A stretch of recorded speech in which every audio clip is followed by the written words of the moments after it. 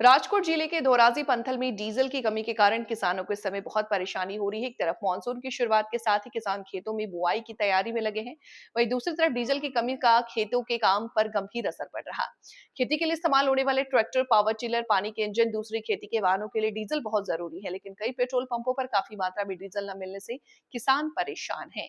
Diesel भरवाने के लिए पेट्रोल पंपों पर सुबह से ही लंबी लाइनें लग रही हैं। घंटों इंतजार करने के बावजूद हर किसान को काफी डीजल नहीं मिल पा रहा।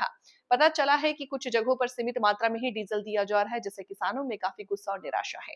खेती के लिए सबसे जरूरी समय इस समय चल रहा है। समय पर जुताई, बुआई और खेत की तैयारी पूरी करना जरूरी है, लेकिन डीजल की कमी के कारण ट्रैक्टर और खेती के उपकरण बंद पड़े हैं, जिसकी वजह से खेतों के कई काम रुक गए। किसानों का कहना है कि अगर समय पर बुआई नहीं हुई तो उसका सीधा असर फसल की पैदावार पर पड़ेगा और उन्हें पैसे का नुकसान उठाना पड़ सकता है।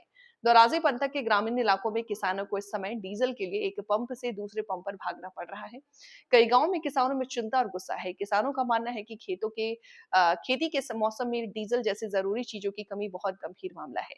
स्थानीय किसान सरकार और संबंधित विभागों से मांग कर रहे हैं कि पेट्रोल पंपों को तुरंत काफी मात्रा में डीजल दिया जाए। किसानों का कहना है कि अगर आने वाले दिनों में यही हाल रहा तो बुआई और खेती के कामों पर इसका बड़ा असर पड़ेगा। મારું નામ જીતેશ ઓગા છે, ગામ મારું ધોરાજી, જિલ્લો રાજકોટ। એક કિસાન નેતા, એક કિસાન અગ્રણી તરીકે વાત કરું છું। આજ સરકારે મસ્ત મોટી જાહેરાતો કરી છે, જે આજની તારીખમાં જે જાહેરાત કરી છે, આ ડીઝલ, પેટ્રોલ, આજ ડીઝલ વાકે આજે ખેતી ઉપર તમે જોઈ શકો છો મારા કિસાન મિત્રો કે આવી દયનીયમાં મારા કિસાનોની હાલત થઈ ગઈ છે। આજ કિસાન નેતાની પણ આવી હાલત થઈ ગઈ છે। મારી સરકારને નમ્ર અપીલ છે, જે તમે જાહેરાત કરી છે, તમે 2 બેરલ ભરી દેવાની વાત કરી છે, 200 લીટર આપવાની વાત કરી છે, આજ પેટ્રોલ પંપ ઉપર એક 20 લીટરનો કેરબો પણ નથી ભરી દેતા। આ જેસીબી, ટ્રેક્ટરો, વાડી ખોદવાવાળાઓ, આજે તમામ એન્જિનો આ ડીઝલ વાકે બંધ થઈ રહ્યા છે। આ ભરેલ ટ્રેક્ટરની અંદર આ જેસીબી ચાલુ હતું અને આજે ડીઝલના વાકે આ બધું બંધ પડી રહ્યું છે। તો મારી તમામ આ સરકારને નમ્ર અપીલ છે, હજી તો વાવણી લાયક વરસાદ થશે અને મારા કિસાનોને, જે આ ધરતી પુત્રોને કે આજે શું કરશે, આ લણવી વાવેતર કરવા શું કરશે મારો કિસાન પુત્ર। હું એ સરકારને મસ્ત મોટી જાહેરાત કરી છે, માત્ર ને માત્ર એસી ઓફિસોમાં બેસીને શટર પાડી દેવામાં આવ્યા છે। મારો કિસાન અત્યારે હેરાન ને પરેશાન થઈ રહ્યો છે। આ તમે જોઈ શકો છો, બંધ હાલતોમાં ડીઝલ વકે આ સાધનો બંધ પડ્યા છે।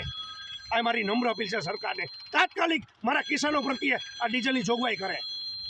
મારું નામ ગોવિંદ, હું જીતુભાઈ વગાસિયાની વાડીએ કામ કરવા આવ્યો છું। બરાબર છે, અત્યારે ડીઝલ વાકે જેસીબી ટ્રેક્ટર બે ઊભા રહી ગયા છે, ક્યાંય ડીઝલ જડતું નથી। બરાબર છે, પેટ્રોલ પંપે જાય છે તો બહુ લાંબી લાઈનો હોય છે, કેરબા કોઈ ભરી નથી આપતું, કંઈ પણ છે નહીં।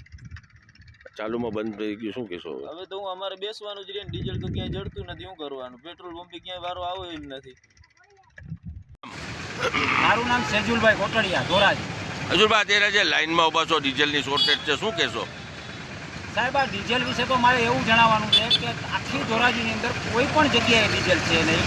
એક પંપ ઉપર ડીઝલ છે, એ પણ એકદમ લિમિટેડ ડીઝલ આપે છે। અમારે ખેતી કઈ રીતે કરવી? અત્યારે ખેતર ખેડવાનો સમય છે, રોટાવેટર ચલાવવાનો સમય છે, વાવણીનો સમય છે, અમારે આ કઈ રીતે ચલાવવું? અમને ગવર્મેન્ટ ખાલી ડીઝલ પૂરું પાડે ને તોય અમે અમારું આગળનું કામ હળવે ચાલુ રાખી શકીએ।